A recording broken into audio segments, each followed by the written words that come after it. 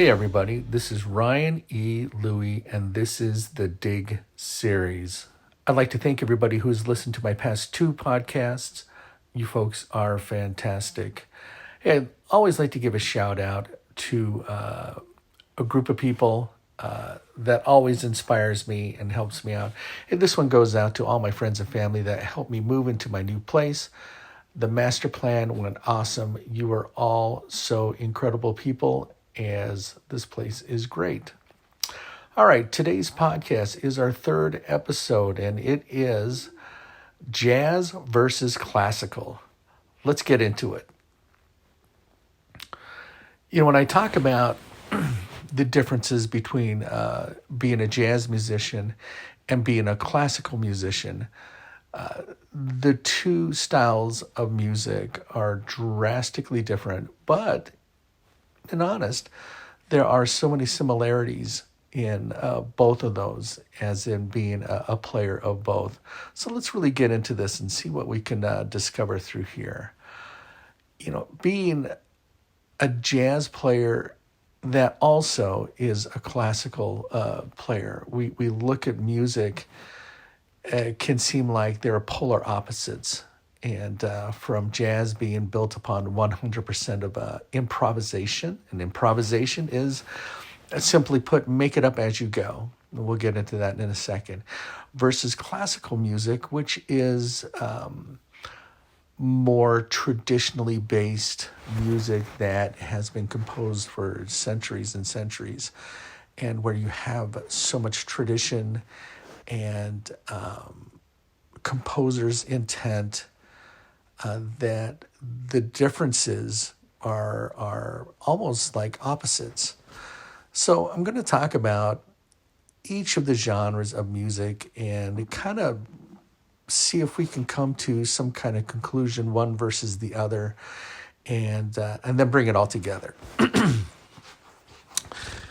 So playing jazz, to me, and it is built upon improvisation. We can kind of date it back to the birth of jazz, the birth of the blues, which kind of stems from slavery. And as the slaves in the cotton field, and this is a touchy subject, but with all due respect, this is kind of what I feel is the birth of jazz and blues. As they were in the cotton fields communicating to each other, they would do it in a blues tone, which is built upon a scale, and in song, and that is kind of how they would communicate in the fields to each other. Now, as jazz then started to progress out of slavery and into the next part would be Dixieland. These groups were then made up of different musicians, and a traditional Dixieland group would have like a trumpet player, a clarinet player, a trombone player, a drummer, a bass player, and maybe a banjo, maybe not. And anyway, these groups would be made up, and mainly in New Orleans. And they'd go out and play. The style of jazz and music is really seriously considered as Dixieland, and improvisationally based. Now, a lot of these instruments, of course, came over from Western Europe, and so the traditions of those instruments then became its own style of music. We can get into Dixieland, but we're just going to keep on going here and, talk about that transition into Dixieland, and as that music started to move east and west, or more like north and then west, into Chicago. And they used to have these venues there was vaudeville, and they were kind of like at that time, and we're talking about like a modern day musical, but it was still jazz based, and because that was the music of the time, the Charleston, the dance, all this kind. And so as our jazz is now progressing through America, Now we're, through the Roaring Twenties, and then, the Charleston Dance. And then jazz became very, very society based. And that what took us through the 30s. And then obviously in World War II, we then started talking about the big band era, right? When great drummers like Gene Krupa would be playing, the Tommy Dorsey and all these incredible big bands that started to form through the Army Air Corps and the Glenn Miller Big Band. And all the jazz greats from Woody Herman as these bands then started to progress. So, that big band era for sure was at least a landmark drumming for me. When I was listening to and studying all these drummers, Gene Krupa was like one of the greatest drummers of that time. And the reason that he was a landmark drummer was because it was the first open drum solo, and that was a famous song called Sing, Sing, Sing. And an open drum solo then means that like there was no bars, like usually drum solos are 8 bars or 16 bars or 32 bars, in a song, in a form. But this one during Sing Sing Sing was an open solo. So Gene Krupa had carte blanche to play as long as they wanted to. And he gave a cue on the cowbell, and it brought the bang in. So if you ever get a chance to listen to Sing Sing Sing, you may enjoy that very much, as, it was the first open drum solo.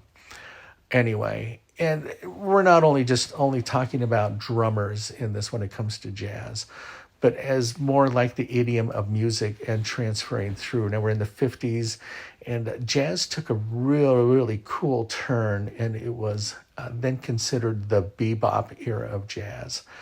And that's when jazz became like way more intellectual, and where they would take the progressions and the changes of the harmonic structure of a piece, and they would put it into a more of an improvisational medley. So if you would take I Got Rhythm, which is over rhythm changes, the famous Urban Brilliant tune, I've got rhythm. Anyway, I'm such a horrible singer, but there you got it. And for those who know, the song. And except for they would start to put different melodies over the top, but it was way more intellectual and a lot more improvisational. And so jazz just took on a different form for sure. As we go through the 60s and 70s, in the 80s, it took a real where then they call it fusion, where it is a fusion of rock and swing and jazz. And so then it just became a whole different idiom of music. And then it is what it is today. That was my 4-minute brief version of what jazz music is. And so for those jazz historians out there, I apologize that if I have skipped some of the incredible details on the idiom itself. And so now we're just going to start to talk about the differences. Classical music, and obviously this dates way back. I mean, we can talk about the birth of classical music. Could it be during right as soon as we're leaving the Baroque era of Bach, and the great organist, and how many partitas and sonatas that Bach wrote, but we're really, skipping that whole time of music, and we're ending classical, with Haydn and Mozart and Beethoven. And these are some of the main classical composers at that time. And then we enter the Romantic era, like with Mendelssohn and Tchaikovsky and Brahms, and then into more after that, which would be post-Romantic into 20th century with Stravinsky and Schumann. And anyway, as we're going through this, that idiom of music to me is built upon centuries of tradition. And so what I mean by centuries of tradition means that when I play Beethoven is played, and it's actually one of my favorite composers to play. Oftentimes I had said that if I were just to play in a symphony orchestra and it would be my symphony orchestra and it would play the music that I just love to play, Beethoven would be one of them, where I could just play Beethoven symphonies and be completely enamored by his compositions and the way that, at least being a principal timpanist, the way I go about playing is his timpani parts are just incredible, and not only like rhythmically but harmonically and texturally, and how it adds timpani adds itself into the music. But back to like the classical playing itself and my approach to doing that. And please remember that like, when it comes to playing jazz or classical or anything else and anything else that we talk about, this is just, my opinion and my opinion only. I mean, it is through a great lineage of instructors and teachers that I've had, both in percussion or just a musician or just actually being a human being. It is simply my opinion. But the way I go about in my study and research, as in my last episode, we talked about, my studying scores and listening to recordings. And, there's this great, incredible tradition of the way we go about playing. So say, for instance, if we're playing Beethoven, I have my parts and my markings in them. And so each time let's say I were to play Beethoven 1, which is just the beginning of that classical era of music. And when I talk about that, it's actually the size of the orchestra, which was 2 trumpets and 2 French horns. And there weren't any trombones yet. That didn't happen until Beethoven 5. And so my approach to playing Beethoven 1 is a lot different than if I were playing Stravinsky's Rite of Spring, and where the instrumentation is much bigger. Or I play Mahler, where you have like 8 French horns and, 4 trombones versus, not. So my style of playing is very, very, very different, much lighter, much more chamber group oriented. But this is what we're talking about, is that, my approach to playing, early Beethoven to say even late Beethoven and Beethoven 9 would be drastically different. But there is so much tradition that goes into playing this kind of music. One of the things that, as I can draw correlations between both, is that in order to play at the highest level of jazz or classical, is that, the different styles of music, they are still incredible musicians that play that. So if I were to take one of the greatest jazz musicians or take one of the greatest classical musicians, they are still just as passionate to their art, one versus the other. You could interchange them in the sense of their energy and their dedication to practice, and the refinement of their profession, or the refinement of their music, their art that they play, and the way that they're able to express it. I've seen the most incredible jazz groups play. My friends and I, we would be down at the Village Vanguard in New York, and it was on a Monday night, and we were catching the Mel Lewis Legacy Band, it's the Mel Lewis, Thad Jones Legacy Big Band on Monday nights. So they'd play in the Village Vanguard, and we would just come in and we would say, this is the greatest jazz on Monday night in the world that's going to be playing that night. And that during that time, John Riley was on drums, Dick Oates was playing lead alto, and you would experience that. And those musicians were the most incredible big band that I've heard. And so if I were to take that group and I would compare it to, I was listening to the Vienna Philharmonic in Carnegie Hall in New York, and they were playing Mahler 5. And that's Laura Mazel was conducting. And I was like, you know what? That's going to be one of the greatest versions of Mahler 5 that I've ever heard with the Vienna Philharmonic. It's an interesting fact, at least back then with the Vienna Philharmonic, is that The string players, like the violin players, the viola players, cellos and bass, they actually are assigned instruments. This is back at that time where the orchestra had their own instruments. I don't know if that's true today, but that's why the Vienna Philharmonic at that time had a certain sound because they were playing certain instruments that were checked out to them. I don't know if that's true today, but that's one of those interesting fun facts that I heard. Trumpet players are playing on rotary trumpets versus valve trumpets, a very, very, a little bit of a different kind of sound. The timpani player, who was incredible, was playing, instead of calfskin heads, he was playing goatskin heads. And that was very, very interesting. But as I caught that group playing Mahler 5, all I could do was just sit there and be in awe and amaze of a group like that playing Mahler, which is kind of like their childhood music that they grew up listening to with all the folk songs that Mahler used.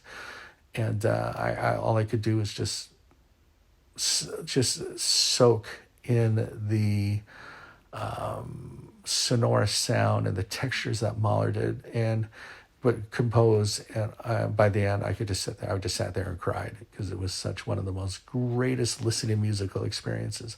So you take the contrast between going down into the Village Vanguard, and which is one of the greatest jazz clubs in New York. You go downstairs into this basement, and you hear like one of the greatest big bands playing. Or you go into New York and you're at Carnegie Hall and listening to the Vienna Philharmonic playing Mahler, and you just see an incredible talent of musicians as they pull together, both incredibly passionate about their art and they're going about doing it. One of my biggest stories that I'll always say, and this is a jazz player that is also an incredible classical player.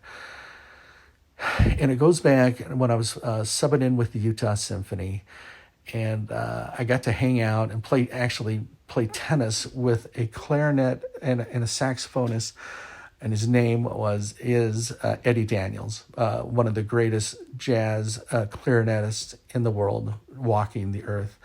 And anyway, he's an avid tennis player, and so the Utah Symphony, all the guys were like, "Hey, we need somebody to go play tennis with him. Who can do it?" "Oh, Ryan can play. Ryan Louie can play tennis." So I would pick him up from the hotel. We'd go play tennis, but we got to know each other really, really well. And he would tell me stories about when he went to Juilliard playing classical clarinet, and then going to the jazz club and playing tenor sax, and then also a jazz clarinet. He was performing with the Utah Symphony, and he was doing the Weber clarinet concerto, as he would always come up to me right before he went on stage. He would go, "Oi, Weber." Anyway, he would play it, and it was just the most beautiful classical tone, and such a beautiful interpretation of Weber's clarinet concerto. And then he would play the second half of the concert. He would be playing clarinet, but it'd be with a jazz group, and but hanging out with a person like Eddie Daniels, and if you don't know who he is, look him up. He's an incredible clarinet player, tenor sax player, classical musician, jazz musician, one that's crossed over in both genres of music, and is such an incredibly high level. But this is what I learned the most about one versus the other, is that jazz versus classical is that idioms of music demands such a high level of dedication and a sense of progression of the art itself. And and really, when we break it down, art, when we talk about music and art, to play at the highest level, it really doesn't matter what kind of music it is still the refinement of your instrument and the way you go about playing it, and how you study and how you do research. There is so much tradition in both genres of music. Hey, so this was jazz versus classical. We have drastic differences between each idiom of music, but we can come to the conclusion that ultimately, to be an incredible player of either, for me playing principal timpani in the symphony orchestras that I have, or playing in some of the great jazz clubs that I played in, I am always humbled by my approach to each instrument, and whether it be in a symphony orchestra or whether it be in a jazz group, as I need to study and always be getting better at both, knowing that the learning curve is very, very steep, and but an incredible journey for sure. Jazz versus classical, I'd like to thank everybody who listens. Please always, I look forward to your comments, and you can always leave it on my website. That is ryanlou.com, RYUNLOU.com. And also, you can find my podcast there, as well as my YouTube channel, which is Ryan Louie. Hey, we'll see you next time in the Digg series. Thank you very much. Have an incredible time. Peace and truth.